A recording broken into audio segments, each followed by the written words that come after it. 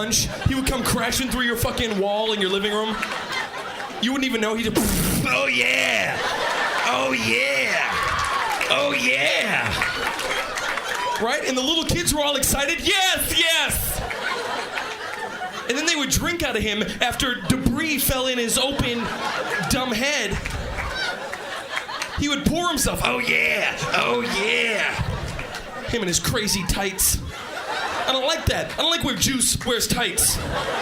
It's a horrible combination, a bowl of Juice wearing tights.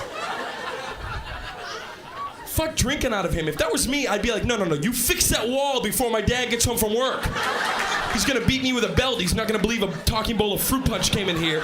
You stupid idiot. Yeah, coming through the wall is real fucking cool. Using the front door is cool. Don't touch me, you drink. Don't touch me, you giant beverage. You are sweating or condensating. I will kick you in the tights and you will go down. You're very top heavy.